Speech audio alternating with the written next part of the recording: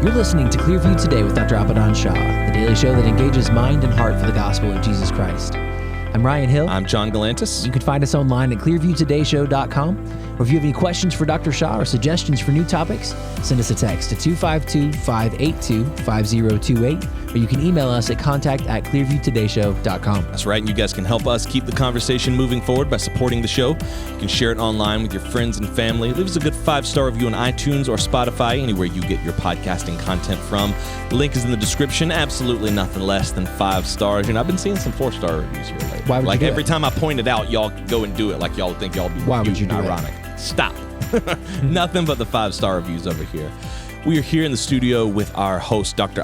Shah, who's a PhD in New Testament textual criticism, professor at Carolina University, author, full-time pastor, and the host of today's show. Dr. Shah, we're here at Hump Day again, my friend. Middle of the week. Welcome to Worry-Free Wednesday. Wednesday night Bible studies tonight. Yes, that's people all over the world going. They're going to want something to give, something to share in Bible study. So hopefully we can talk about something today that may enhance their conversation without trying to be snooty or show off or any of that. Just maybe in a humble way, share something they'll learn today. Have you ever seen that not happen in Bible study? Have you ever seen somebody come into Bible study just ready to teach? Like ready to just show people how much they know? Who is not the teacher? Right. Yeah, and you have to tell people, it's like, look, yes, I can also show off, but it's, anytime you show off knowledge like that, it's like you're flexing. Mm-hmm. Would you walk around, in your workplace just flexing your muscles in front of people?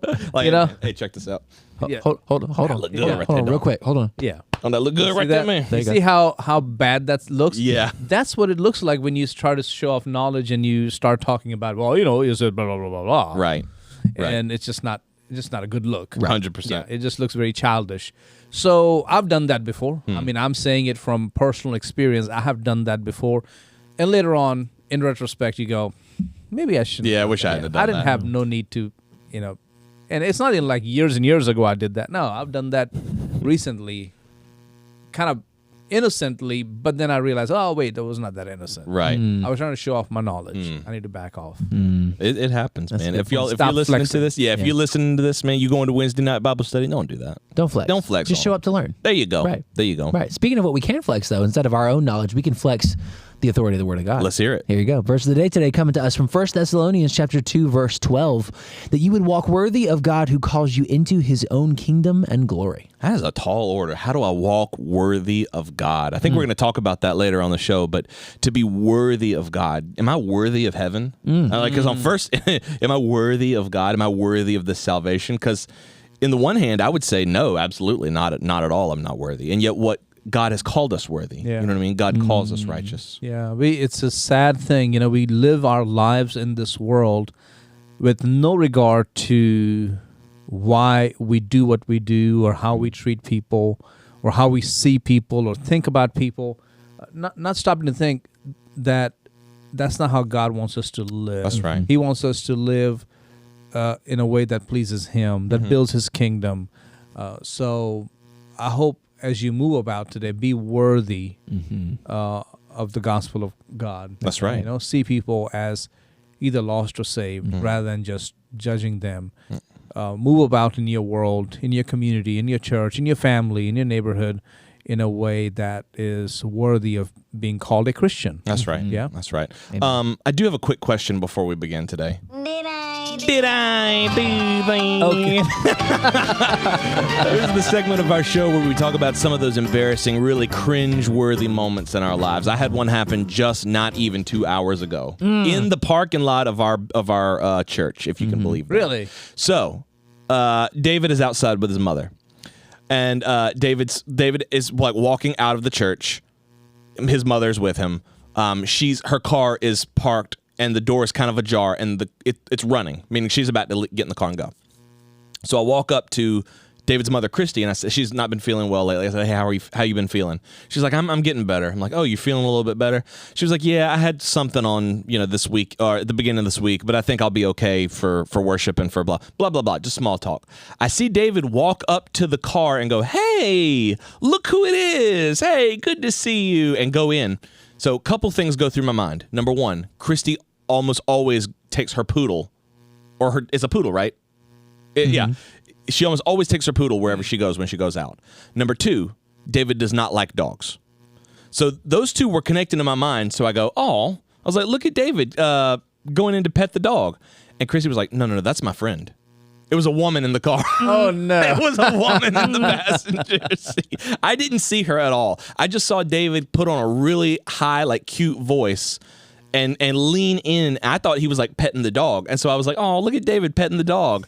And Christy was like, no, that's my friend. Yeah. I was Whoops. like, oh, goodness. You did that. You did it. Oh, I did it You for did. sure. 100. Yeah. If the question is, did I do that? The Yeah, answer 100% is I did. yes. And so then I was like, well, I can backpedal and say, oh, I thought, I was like, oh, okay. And I just went inside. I guess the question I have is for David. David, I mean, what was your reaction to all of that? I mean, were you aware of what was happening? I didn't have any idea what had happened until John told me what had happened. Uh-huh.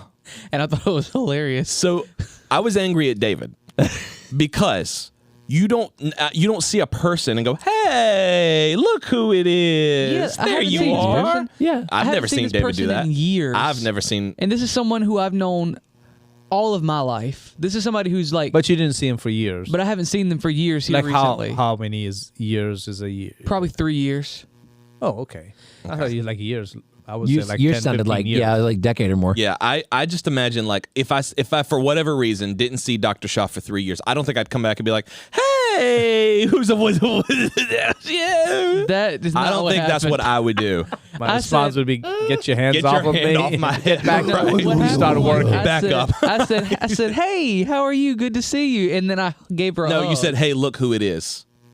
Well, And so that I made still me don't see think, how that was a oh, dog. the dog is in the, because she doesn't drive anywhere without the dog. So I was like, oh, the dog is in the passenger seat. But yeah, then you I thought it was you weird should know, because I don't like dogs. I did. And So that's you why should be that's like- why I thought it was noteworthy. So I said to Christy, oh, look at David petting the dog. And she was like, no, that's my friend. And I was like, doggone, I really goofed this up. So, I guess, what is the lesson there? Just don't talk. Don't talk. Don't assume things are dogs. Well, no, I think sometimes like you just this is a weakness I know. I have a need to fill the silence. But, I mean, is there a lesson for David? Yeah, talk to people like they're people. There you go. That's what I Talk was to a hoping you would person say like their that. person. Hey, it's good to see you. I haven't seen you in a long time. Not all of a sudden- hey, Yeah, look that who was, it is. yeah, that was a little too much. That was way too much. Yeah. And He was a lot right It then. was really a lot. It was too much, and it threw me off. It made me look foolish. Now, Chris, I'm glad you don't think she heard me, the woman in the car. Christy heard it for sure. Hopefully Who's to she had enough sense not to tell her. Gets back in the car and be like, guess what my friend said about you? Don't say So- that. Yeah, it's gonna give that woman a complex for So years. don't be a lot. Don't you know? be a lot. No. Don't be a lot. Just stay with Abraham. That's right. Stay with Abraham. What does that mean? I don't know. Stay with Abraham. Don't be a lot. Lot. He left Abraham. Oh, I got to give you that All one, right, man. well That was done. pretty good. Well done. That was pretty good. It took me a second to get there, but I really like that. That's really funny. I got to give you that. Stay with one. Abraham. Don't That be a one lot. Was that? Have you used that before? No. Okay, that was good. Oh, I like that. I just thought of it. Yeah, that was- is really funny. I like that. I like that. Well, guys, don't go anywhere. We're going to take a quick break and be right back with more Clearview Today. Hey, Clearview Today family, thank you so much for tuning into the show. We're having a great time so far. Listen, if this show has been a source of encouragement and insight for you, we want to take a second and just ask you to consider supporting us financially. I know that might ruffle feathers a little bit, but think about it. You're listening to this show seemingly because you care about spreading the life-changing message of Jesus Christ to the world. Well, your giving allows us to continue sharing that message with other listeners just like you. Your support is more than just encouragement to us. When you give, you're becoming our partner. You're joining with us to spread God's truth and love to a hurting world. And your gift is a reflection of your faith. And believe it or not, it's going to make an eternal impact in someone's life. That's right, and giving to the show is insanely easy. All you do is visit our website, clearviewtodayshow.com, and you can click on that little button that says Give Today. We're so encouraged by everyone who's already giving to the show, and if today's your first time listening, we want to let you know that we appreciate your partnership, and we pray that God blesses you abundantly for your commitment to His work. All right, let's get back to the show. Welcome back to Clearview Today with Dr. Abadan Shah, the daily show that engages mind and heart for the gospel of Jesus Christ. You can visit us online at clearviewtodayshow.com, or if you have any questions or suggestions for new topics, send us a text to 252-582-5252. 5028. Dr. Shah, we were talking earlier about giving people some, not some ammo, but some fodder to take into, some thoughts to think about as they're taking into Wednesday night Bible study. We mentioned this earlier last week, I think. We were responding to someone who had said something on TikTok about justification, right? About how, when someone said that when God looks on us, he sees the righteousness of Christ and therefore we're righteous. And this guy was saying, no, that's not how it works. And so we did a little bit of a show on answering that. But we wanted to talk about it a little more because I think there's people who are like, well, how does justification work? When God looks at me, right, does he truly see Christ's righteousness? Is that what God sees? Or is it like he sees my sin, he sees that I'm a sinner, but he knows what Christ did, so he just lets it count? You know what I mean? Or do we truly become the righteousness of God? Well, there's a positional righteousness and then there's a practical righteousness. Positionally, you are declared righteous before God. Practically, it has to be worked out, and that's where it shifts from just justification into sanctification. And I think we need to maintain that distinction between those two categories. When we confuse that, that's where you will have things like Arminianism will come in. That's where you will have losing your salvation come in, because you're confusing those two categories of justification and sanctification. So we have to keep those two categories distinct. So all that to say, there's positional righteousness and then there's practical righteousness. In some sense, justification initiates that, but sanctification is the one that really, truly, not just completes it, but carries it. And then, of course, there's a completion coming. Yeah.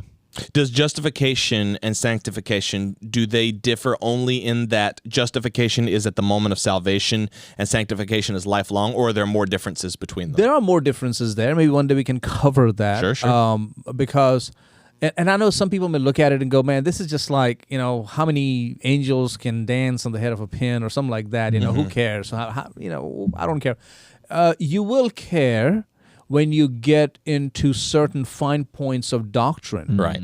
And I will say this, and I've said it before, doctrine matters. Yes. Doctrine definitely matters. You begin to veer away from the center, the bullseye, just a little bit.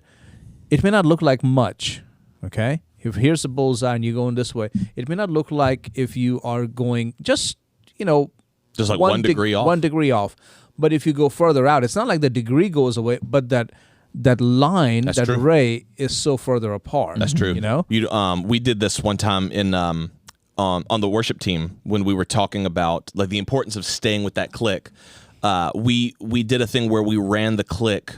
With the click track, if you don't know what that is in music, there's like just a metronome that's in your ear that keeps all the musicians on time. And what we did was we took it and we took another one, a second one, and we ran it just a half a beat behind, and we let them play. And for like the first, I would say like 60 seconds, you really couldn't tell a difference. But the longer it went, you started hearing them do that. And it just got to the point where you could not play the music at all. And I think that's a great point that you made about the 1 degree further down the road. And I've seen this just in doing the radio show, is like you'll be talking about some primary doctrine that's like, yeah, if you differ on that, it really doesn't matter that much. But when you start talking about doctrines that come down the road, it's like, oh, well, because I said that back there, I do have to think this because that's the necessary I didn't expect conclusion. this to happen, Right. to be the consequence. And that's why, when we talked about biblical theology versus systematic theology, a lot of times biblical scholars will sort of look down on systematic theologians like, they don't get it, man. They don't get it. They just make these wide sweeping claims, and they're not like as narrow and focused and as specialized on a subject. Okay, I give them that. Yeah. But we need people who can look down the road and go, I may not know every little detail of that particular theological system or that doctrine, but having done my homework or having done my studies, I can tell you that may cause problem. And I would say 9.5 out of 10 times it does cause problems. Yeah. That's a good point. You know? This is so important for us, and Dr. I appreciate so much about your preaching and this radio show is you remind us that doctrine is not some obscure esoteric thing that we think about in a boardroom or in like a closet somewhere, Right.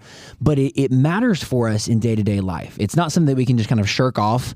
It's something we have to study because it has wide-reaching implications. Absolutely. When it comes to righteousness, are we truly, when we become saved, if we place our faith in Jesus, if we accept that gift of salvation, are we truly righteous, or are we, because I think a lot of people, what they would say is, no, of course, I'm not righteous. Christ is righteous. Therefore, his righteousness counts for me. I get to benefit from it. But then you see scripture that says that we have become the righteousness of God, that we are counted as righteous. Right. Is that, like, how do you think about that? Well, let's examine some of the verses and from the book of Romans. Book of Romans is very, very, very important when it comes to understanding salvation. Okay, so let's back up for a moment and talk about the book of Romans. There's an age-old debate that's been going on. Is the book of Romans soteriology, or is it ecclesiology? What do those two terms mean? Okay, soteriology is salvation. Okay. Is it focused on the meanings and the implications of salvation? Or is it ecclesiology, which is our individual Christians' role in a community, Okay. in a community of believers? Got it. Now, that is important. You know, that is important. Maybe this is a two-part show. I don't know. Sure. Because if you say ecclesiology, then a lot of the things we're talking about, justification, imputation, sanctification, all of that from the book of Romans is really a misunderstanding. According to some people, they will say that it's a misunderstanding because what Paul is, and they, of course, this is the new perspective on Paul. According to this new perspective, Paul was not as much against Judaism because Judaism of the time was not really a religion of works. So when Paul talks about, being set free from the law and all that, they'll say, no, you misunderstand. When you study Judaism, Judaism was also a religion of grace. So it's not that the Jewish people were thinking that if I keep the law, then I will get into the community. So the new wave scholars, perspective. The new perspective would say that Paul was actually more lenient towards Judaism than he was. I don't think they would even necessarily say that. What they're saying is that we have, since the Reformation, made an unnecessary distinction between the Jewish understanding of salvation and the Christian understanding of salvation. Like Jewish people were getting saved or thinking they were getting saved by keeping the law. And Christianity came along and said, no, it's by grace through faith, not by the works of the law. For by the works of the law, no flesh will be justified. Oh, so Christianity brought the religion of grace.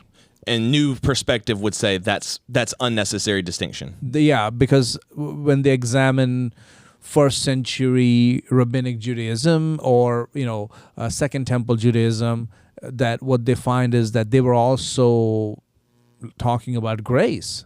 Like, it's not by the works of the law, it's by grace. Do you lean into the new perspective yourself? I don't. Okay. Let me tell you why. Because there are many different perspectives among the Jewish people in that period that we know as Second Temple Judaism or Rabbinic Judaism. There are many different perspectives. So, of course, scholars like Christopher Stendhal or E.P. Sanders or James Dunn or N.T. Wright, when they talk about this, I think they're brilliant scholars, don't get me wrong. But their idea of what's known as covenantal nomism means it was you don't have to keep the law to get into the covenant. You keep the law to stay in the covenant. Means you're already in the covenant. Keep the law and you stay in the covenant. By grace, you're already in the covenant. What, the Levitical law or the moral law? The whole thing. They won't make that distinction. The Old Testament law. Yes. Keep that. Yes. Okay. Yeah. So are these Jewish scholars? But they're not saying that Christians need to do that. They're saying that the Jewish people needed to do that. Right. And Okay. so when Paul talks about, justification, all these things, if you understand how Jewish people are looking at it, then this whole debate over salvation by grace through faith, it's a misunderstanding. Because according to Paul, it's more about keeping the law does not really save you, but in a sense, it's almost like he's keeping you saved. So let me finish my thought here. This is very important. So what they're saying is if you don't have the works that follow salvation, then you can lose that salvation. You can lose the covenant. Just like the Jewish people could lose being in the covenant if they stop keeping the law. So also if you stop works, or if you don't have the works, then you can lose the salvation, or you don't have the salvation. You see, this is exactly what you wanted to talk about, because when we say positionally declared righteous, New Perspective people would disagree with that. They will say that's not what Paul is talking about at all. The whole declaring someone righteous business is not Pauline, because it was not a Jewish concept. So is the New Perspective only on the book of Romans?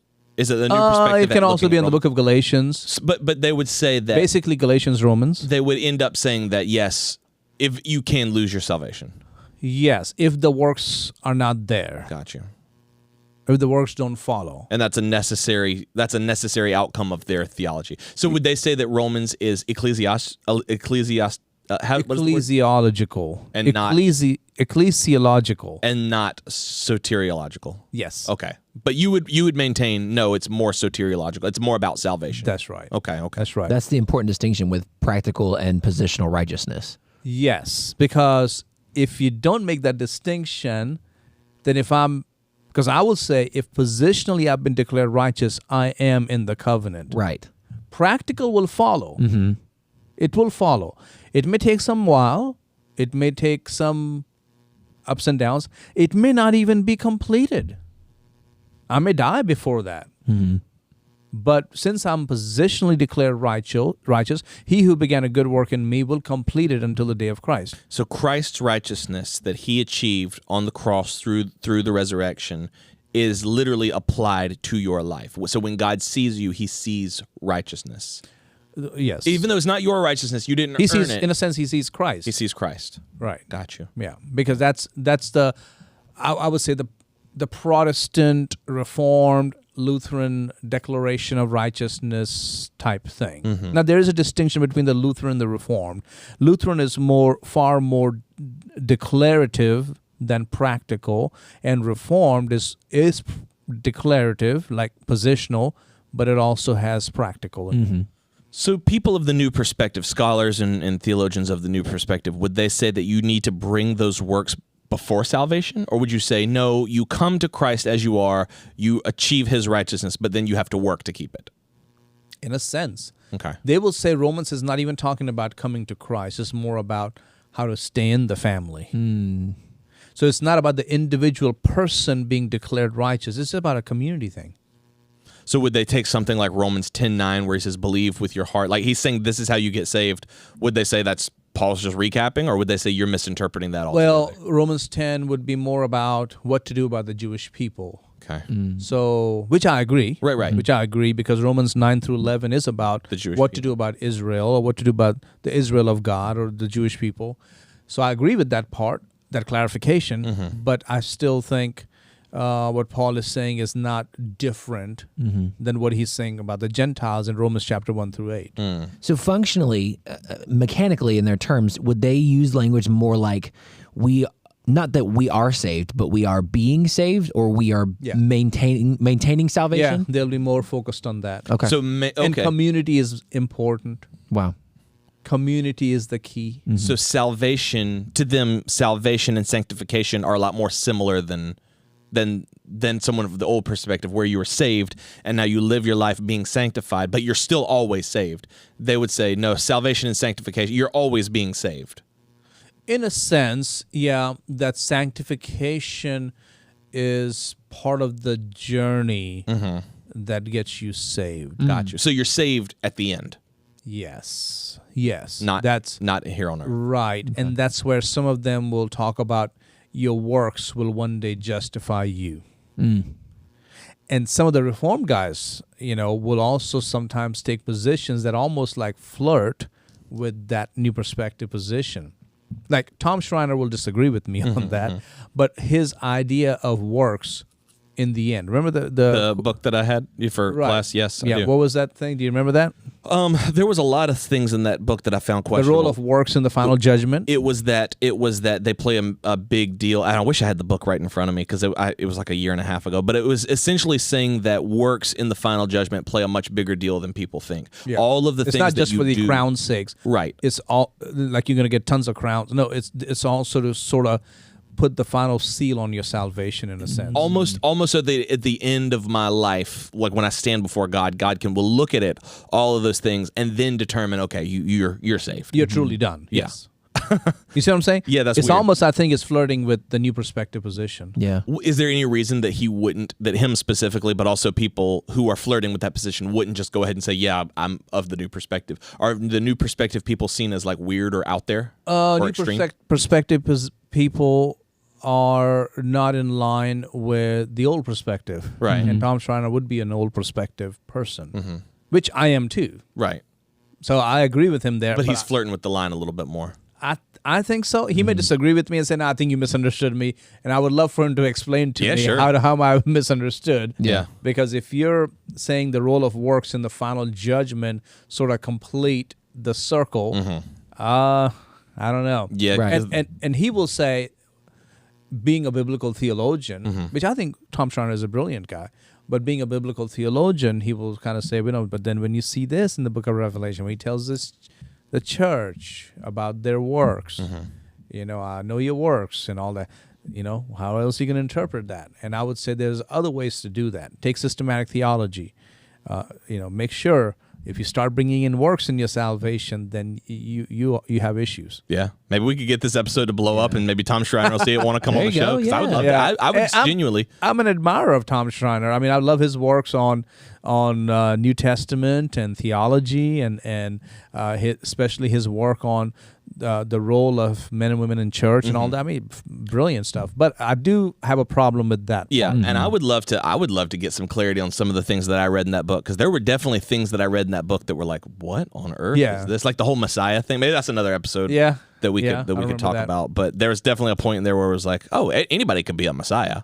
Messiah just means anointed one. So Cyrus was a Messiah. Yeah, I would say no. Yeah. And again, that's his biblical theology coming through, which is like really, honing in on something. But I like if he would just stick with the one story, which is, no, this is always about Jesus, and Jesus was the one. That's yes, right. there may be others, but no one can ever claim to be the Messiah. That's right. That's right. Yeah. Right. Maybe that's an episode for another day. Important distinctions. That's right. Make sure you guys join us tomorrow, same time, same station. We're going to be diving into another great topic here on the Clearview Today Show. Thanks again to our sponsors for making today's episode possible. And don't forget that you can support us by subscribing to the show on iTunes if you want to re-listen. And you can always support us financially at clearviewtodayshow.com. John, anything you want to add? Yes, definitely. We are going to NRB. We're myself, Dr. Shah, Ryan, David. We are all going to NRB. We will be there in just a couple of weeks. It's not an arcane secret. Huh? That's not an arcane secret. Yeah, I got you, brother. I forgot about the word at the end. I forgot it was mine, and I was like, oh, man, we're at the end. What is arcane? Mysterious. Unknown. Something you would learn at like the College of Winterhold or something like that. Not that kind of arcane. You might be the Archmage. I am the Archmage, yeah. So, yes, we're going to be at NRB. Make sure if you're there in Houston, Texas, Dallas, that you come and say hi. Hey, we'll be doing some live shows right there on the floor, so stick around for that.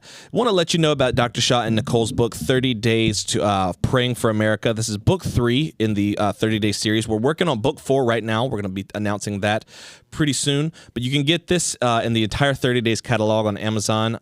You can also get our original music. That's Heaven, Here, and Now is our debut album. And our brand new single, Great and Awesome, is available on iTunes, Spotify, anywhere you get your streaming music from. That's right. Make sure you guys join us for tomorrow's conversation. We love you guys. We'll see you tomorrow on Clearview Today.